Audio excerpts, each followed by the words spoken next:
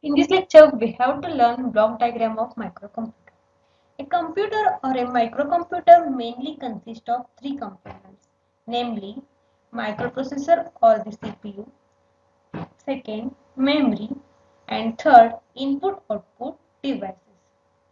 Besides the above three, it also consists of buses that connect the three components of the microcomputer. Now see this diagram. In this diagram, first point is microprocessor unit, that is MPU or CPU. The microprocessor unit or the microprocessor contains arithmetic and logical unit as well as control unit. The ALU, as the name says, is responsible for all arithmetic and logical operations done by the microprocessor. The CU controls not only the components inside the microprocessor but also outside the microprocessor in the system. It produces control signals to be issued to the memory as well as input-output devices. Next, memory. It mainly contains random access memory means RAM and read-only memory means ROM. RAM is normally used to store temporary data.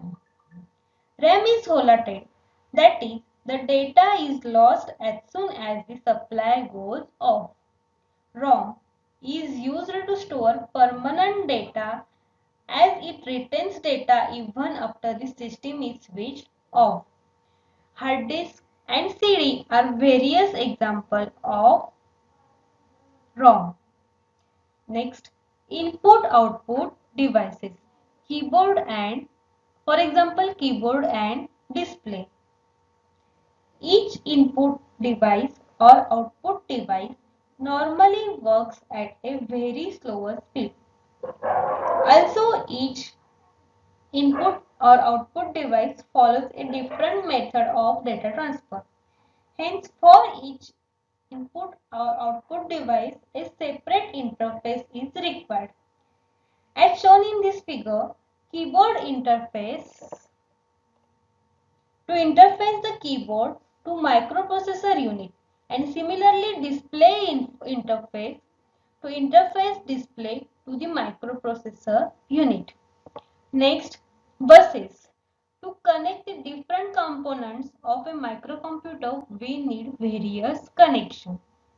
These connections having common functions when combined together form a bus. Thus we have three buses, namely data bus, address bus and control bus. First, address bus. A set of lines that are used to select a memory or input-output locations form a bus called as a address bus. The addresses lines are used to select the location of memory or input-output device to be read or to be written on. Now, features of microprocessor. First feature is low cost. Due to integrated circuit technology, microprocessors are available at very low cost. It will reduce the cost of a computer system. Second, high speed. Due to the technology involved in it, the microprocessor can work at very high speed. It can execute millions of instructions per second. Third, small size. A microprocessor is fabricated in a very less footprint due to very large scale and ultra large scale integration technology. Because of these, the size of computer system is reduced. Versatile. The same chip can be used for several applications. Therefore, microprocessors are versatile. Low power consumption. Microprocessors are using metal oxide semiconductor technology, which consumes less power. Next, less heat generations. Microprocessor uses semiconductor technology which will not emit much heat as compared to vacuum tube devices. Next, reliable. Since microprocessors use semiconductor technology, therefore the failure rate is very less.